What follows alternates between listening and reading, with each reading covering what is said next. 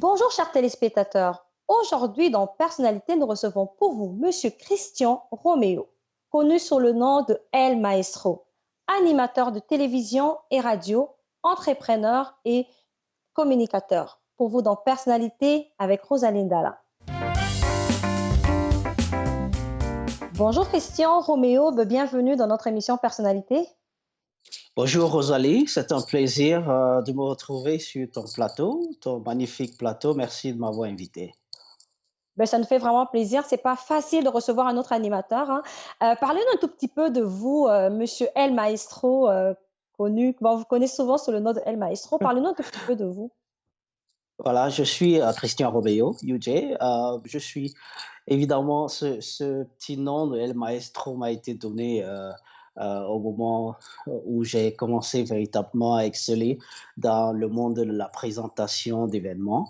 Je suis communicateur, je suis marketeur, je suis entrepreneur. Et je travaille beaucoup dans le domaine de la communication, en fait, de façon très large, en traduction, en marketing, en développement des projets de communication. Et voilà, aujourd'hui, je suis à la tête d'une structure, d'une entreprise de communication à Toronto, au Canada. Comment est-ce qu'on arrive à prendre goût en tant qu'animateur et jusqu'au point de commencer à organiser des gros événements comme ça à Toronto? Disons que l'animation, surtout l'animation radio, est un tout petit peu dans mon ADN parce que c'est une histoire familiale. Carrément, j'ai grandi du côté du Cameroun aux côtés de ma grand-mère qui était une animatrice chevronnée de chorale. Quand vous savez ce que c'est que la chorale, dans les églises en Afrique, l'animation et tout ça. J'ai pu, quand j'étais tout dans ma tendre jeunesse, j'ai pu comme ça maîtriser des techniques d'animation de foule. Je la voyais à l'œuvre, ne pas avoir peur du public, essayer d'égayer le public, toujours maintenir la bonne humeur au sein du public. J'ai appris cela là-bas. Par la suite, j'ai intégré le groupe de jeunes de la télévision nationale du Cameroun, de la radio nationale, des jeunes animateurs à l'époque. C'était au milieu des années 90 et j'avais dans cette occasion de pouvoir me former aux côtés des grands noms de journalisme et de l'animation au Cameroun, comme Jacob Nguini, qui était donc à la CRTV, qui est l'Office des radios et télévisions de ce pays-là. Et j'ai aussi été inspiré par de grands animateurs comme Alain Saint-Pierre, de regretter mémoire, un véritable grand animateur. Si on était en Afrique à l'époque, on écoutait beaucoup le hit parade Kilimandjaro, qui était une véritable émission à tube, à interview d'artistes et tout. J'étais très fan de cette émission, j'étais fan de l'animateur. Et après, donc, une meilleure formation du côté de l'Office des radios et télévisions du Cameroun, j'ai pu donc embrasser une carrière à l'international. Je suis allé du côté de l'Asie, où je me suis formé davantage en marketing. Et depuis une dizaine d'années, je suis au Canada, où j'ai forcément et j'ai totalement embrassé ce métier que j'adore beaucoup. Mhm. Pourquoi est-ce que c'est aussi important pour vous, même si c'est dans votre ADN, comme vous le dites, de pouvoir encore continuer à vous former? Vous l'avez fait ailleurs et vous arrivez au Canada, vous continuez encore avec d'autres formations. Pourquoi c'est si important pour vous de continuer dans cet élan-là, de vous former? Il faut noter que la formation ne s'arrête vraiment jamais. Je vous apprends rien, Rosalie. Je sais que dans ce milieu, comme dans tout autre milieu, le perfectionnement devra toujours être de mise. Il faudra toujours se recycler. Il faut toujours en apprendre davantage. Il faut toujours s'adapter aux nouvelles technologies. À l'époque, on faisait la radio analogique, c'est-à-dire qu'à l'époque, on se mettait dans un studio, il y avait un technicien. Aujourd'hui, l'animateur est technicien. Il faut absolument maîtriser tous ces petits côtés. Il faut se recycler, il faut se former davantage. La formation ne s'arrête jamais pour ceux qui veulent bien réussir. Mhm. Ah ben ça, c'est bien dit pour ceux qui veulent bien réussir. Là, Christian Roméo, originaire du Cameroun, on sait Oui. que l'ADN aussi des Africains, c'est à travers le chant, c'est à travers cet art-là qui fait beaucoup bouger. Oui. Comment est-ce que vous arrivez à choisir, s'il faut que je le dise comme ça, le son, que vous mettez, à travers votre plateforme Kilimandjaro? Oui, alors il faut peut-être revenir en arrière pour parler un peu de la création de la radio Kilimandjaro qui avait été donc établie en 2013. Et je me rappelle à l'époque, quand nous regardions le paysage médiatique au Canada, au niveau du Canada, nous ne voyions pas vraiment une véritable présence africaine sur les antennes des radios et même des télévisions. Ces télévisions, n'en parlons plus. Et nous avions besoin d'un canevas, nous avions besoin d'une radio qui pouvait véritablement faire de la radio comme en Afrique, comme dans les pays afro. Et nous en sommes arrivés à l'idée qu'il fallait effectivement pouvoir créer un canevas, un média qui pouvait nous rassembler. C'est pour ça que nous avions appelé à l'époque, et c'est toujours de mise, hein, c'est toujours le créneau de la radio Kilimandjaro, la radio qui nous ressemble et qui nous rassemble en fait, c'est-à-dire que nous voulons absolument que les musiques africaines que l'on n'écoutait pas beaucoup ici à l'époque, c'est vrai qu'on a un peu vulgarisé la musique africaine, quand je dis vulgarisé, c'est dans le bon terme. Donc aujourd'hui, les artistes défilent un peu plus ici, on les écoute plus en radio, et je me réjouis du fait que même les radios qui n'avaient pas ces connotations africaines, qui n'avaient pas dans leur playlist des chansons africaines, aujourd'hui, des radios urbaines adoptent cela parce que nous avons été pionniers dans cela pour montrer qu'en Afrique, il y a de la bonne musique et nous pouvions ramener de la bonne musique africaine à ce niveau-ci. Et donc, euh, le choix de nos musiques, c'est véritablement 100% afro. Nous représentons le continent africain en Amérique du Nord à travers cette structure médiatique.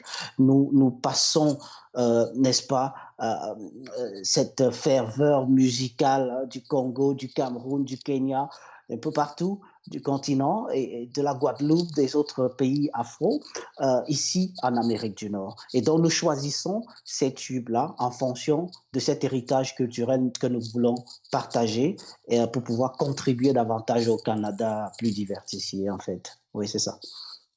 Alors, l'héritage africain, c'est très bien dit, monsieur Roméo. On va revenir juste après la pause. À notre cher public, on revient juste après la pause. Chers téléspectateurs, nous voilà de retour avec monsieur Christian Roméo.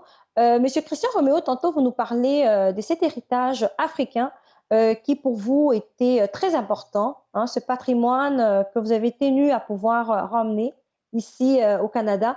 Comment est-ce que cela a été reçu par les Canadiens, aussi par les frères africains? C'était un véritable tollé, il faut le dire. Quand nous avons lancé la radio Kilimandjaro en 2013, nous avions eu un véritable retour. Des personnes étaient, je veux dire, le public était émerveillé de pouvoir suivre la radio comme on la suit en Afrique, avec des programmes plus intéressants, mais des programmes véritablement orientés sur l'héritage africain et puis évidemment les musiques, les nouvelles sorties musicales. Il faut dire qu'il y a 7 ans, c'était pas si facile de pouvoir savoir ce qui était rapidement sorti du côté de l'Afrique. C'est vrai que YouTube existait déjà, mais on avait toujours cette capacité en tant qu'animateur de radio de pouvoir avoir les nouveaux disques un peu plus à temps, un peu plus rapidement, en exclusivité. Ça a été un véritable, un magnifique accueil dans les maisons, dans les foyers, avec surtout la programmation que nous avions à l'époque et que nous continuons d'avoir, parce que la radio Kilimandjaro, elle existe toujours. Elle est toujours cette radio pionnière qui aide les gens, qui aide ces Africains à pouvoir s'installer davantage ici grâce à ces programmes, mais surtout grâce à la musique également, parce que quand on parle de musique, on parle d'héritage. Mhm. Ben, quand on parle de la radio Kilimandjaro, ce n'est pas votre petit bébé, comme on va le dire, ce n'est pas votre seul bébé, s'il faut que je le dise comme ça. Vous avez eu à créer d'autres compagnies avant ça. Parlez-nous un Oui, tout petit peu évidemment. de votre expérience. Oui, absolument. Avant la radio Kilimanjaro, en 2012, j'ai créé la UG Communication et événements. C'est une agence de communication, euh, marketing général et une agence événementielle aussi. Nous nous avions cette occasion de pouvoir véritablement professionnaliser, n'est-ce pas, l'organisation d'événements afro et même au-delà, de pouvoir présenter les événements de la façon la plus professionnelle possible, de soigner la présentation d'événements, que ce soit des concerts, des mariages, des événements communautaires, parce qu'on avait remarqué ce déficit de sérieux en termes de présentation d'événements, mais surtout offrir des supports marketing pour pouvoir aider les compagnies, surtout afro-africaines, à se promouvoir davantage à travers des stratégies de communication. Donc en 2012, j'ai lancé cette agence de communication et de communication événementielle. En 2013, évidemment, cette radio, Kilimanjaro, qui est née, qui était véritablement l'élément qui nous a fait connaître dans le paysage médiatique et événementiel du côté de l'Amérique du Nord. En 2014, évidemment, juste après 2013, la UJ Traduction, parce qu'il faut dire au passage que je suis également un traducteur certifié. C'est une agence de traduction qui a été créée en 2014. Et puis en 2015, la Kilimanjaro Music Awards, qui est donc une cérémonie, cette grande cérémonie de récompense d'artistes musiciens africains, afro, vivant au Canada et aux États-Unis d'Amérique. Ouais, ben là, on l'a suivi un tout petit peu et puis on va en parler un peu plus tard. Quand vous dites que vous avez remarqué qu'il y avait un manque au niveau de la communication, est-ce que c'est un manque au niveau de la communication des artistes qui sont en Afrique ou un manque de communication, ben, disons que c'est les gens qui sont pas vraiment à la base ou à la source et que vous avez voulu créer ce petit pont-là entre l'Afrique et les Canada? Absolument, parce que à l'époque, il faut le dire, hein, entre 2011 et 2020, carrément, on a triplé ou quadruplé avant la crise de la COVID-19, carrément, on a eu de belles occasions d'avoir plus de concerts d'artistes africains au Canada. On a eu l'occasion de les faire jouer, de faire jouer plus d'Africains sur de grands podiums de festivals au Canada qu'avant. Donc, ce pont-là a été créé parce que avant cela, on remarquait un certain amateurisme dans l'organisation d'événements, de concerts, d'événements culturels africains au niveau du Canada et une sous-représentativité des artistes africains sur ces podiums, ces grands podiums de la diversité, entre guillemets. Entre-temps, on parlait de beaucoup de diversité à l'époque, mais on ne voyait vraiment pas ce côté afro. Donc, je pense qu'après la création de UJ Communication, nous avons trouvé un moyen de pouvoir prester de façon professionnelle les artistes africains venant d'Afrique et d'Europe, mais surtout et aussi les artistes africains vivant au Canada sur les grandes scènes et surtout la communication autour des événements. La communication événementielle a été un tout petit peu révolutionnée grâce aux outils que la UJ Communication proposait aux organisateurs d'événements en ce moment-là. La communication est devenue plus professionnelle, la présentation d'événements plus professionnelle, les plateaux plus professionnels. Et aujourd'hui, nous avons ces artistes-là, ces grands artistes qui ont pu voilà, jouer sur les plateaux ici. Je parle pas, je parlerai, je vais citer des grands noms comme Didier Arafat, Fali Poupa qui ont pu venir, Davido qui ont eu l'occasion de venir prester à Toronto, à Montréal, à Calgary, à Vancouver. C'était un petit peu rare avant 2010. Oui. Mhm. Mhm. Est-ce que c'est parce que vous avez pu rebâtir cette confiance-là? Parce qu'on sait que la population est toujours prête justement à recevoir ces artistes, mais est-ce que c'était aussi ce lien de confiance que devraient avoir les artistes? Bien sûr, vous savez, on fait confiance à ce qui est professionnel et à ce qui est honnête, ce qui est intéressant. Je veux dire, tant que c'est professionnel, tant que c'est bien fait, je pense que la confiance s'installe. Et avec la professionnalisation, n'est-ce pas, des événements culturels, les artistes ont eu plus confiance aux structures comme la UJ Communication, comme la radio Kilimanjaro. Ils ont eu plus confiance à la communication qui était faite autour de ces événements-là et qui continue d'être fait sûrement après la Covid avec tout ce qu'on prépare et aussi le public qui a pu adhérer à quelque chose, à des événements plus organisés, mieux organisés, exceptionnellement bien taillés sur mesure. Euh, on est sorti un peu de l'amateurisme au professionnalisme, sans fausse modestie en tout cas. Mhm. Mhm. Ah ben c'est bien dit. Alors, Monsieur Christian Roméo, on revient juste après la pause. À notre cher public, on revient juste après la pause. Chers téléspectateurs, nous voilà de retour avec Monsieur Christian Roméo. Monsieur Christian Roméo, là, on comprend exactement qui vous êtes et puis on voit que vous êtes vraiment dans l'événementiel. Cette année, là, c'est une année assez triste, on va le dire pour tout le monde. Et on sait que l'année passée, il y a eu un grand événement, le KMA, le Kilimanjaro Award, Music Award, pardon. Puis cette année, il n'y a pas eu lieu. Comment est-ce que vous vous sentez de ne pas avoir pu organiser cet événement tant attendu? Ah, c'est bien triste, c'est bien triste. Le monde traverse depuis quelques mois une pandémie est en train nous sommes en train de souffrir de cette pandémie depuis quelques mois, depuis pratiquement le mois de mars. On fait rien de véritablement, on s'adapte à la nouvelle norme. Donc c'est un peu triste.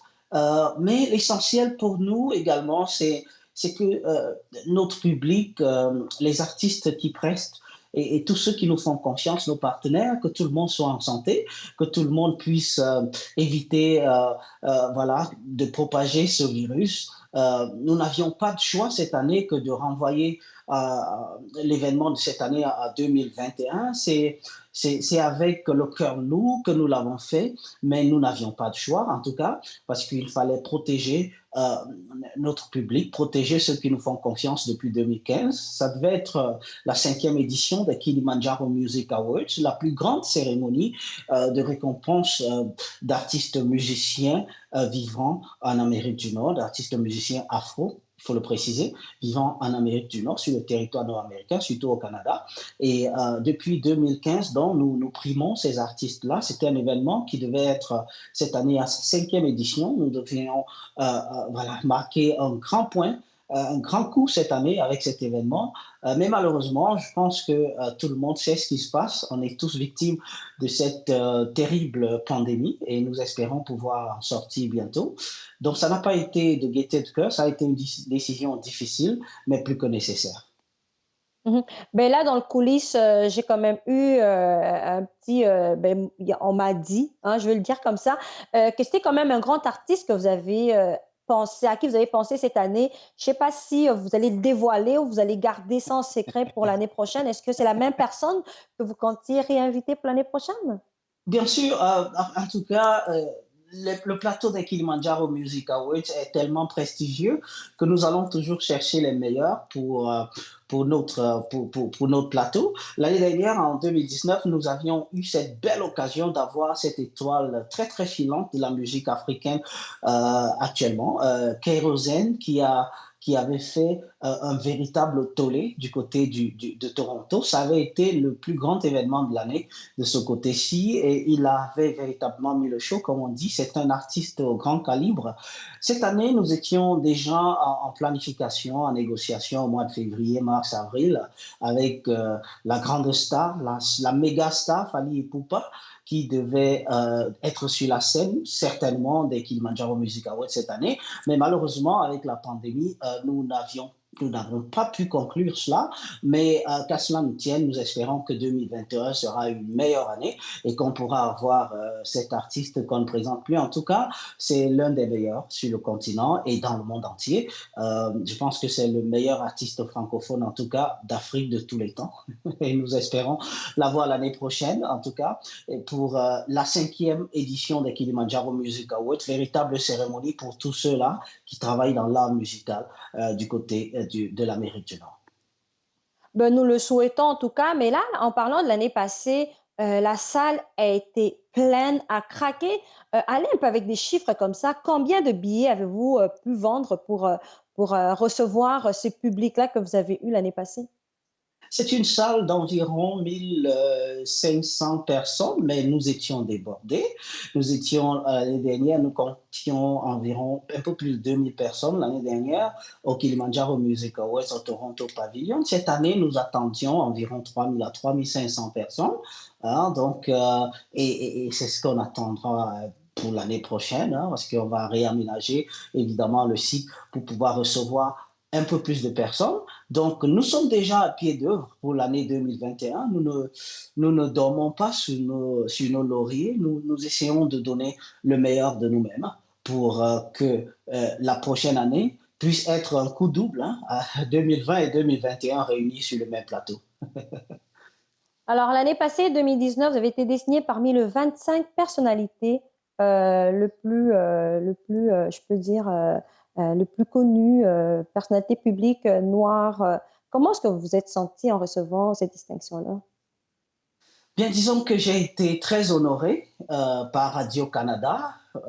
Voilà, donc un jury à Radio-Canada à l'occasion de la fête du mois de l'histoire des Noirs en 2019 m'a décerné cette distinction. Je ne m'y attendais pas. J'ai été contacté tout simplement par ce comité organisateur qui a trouvé qu'effectivement je faisais du bon travail. J'étais l'une des personnalités afro, hein, en tout cas, franco-ontariennes, les plus suivies, les plus influenceuses, si on pouvait le dire comme ça. Et donc, j'ai été nominé parmi avec 24 autres personnalités noires, et ça avait été un très, très bel hommage, véritable honneur pour moi et voilà, j'ai été très flatté, mais ça m'a permis de comprendre que ce que je fais depuis des années est souvent bien vu, est vu par les autres et puis ça m'a galvanisé de travailler davantage. La preuve, les Kilimanjaro Music Awards de 2019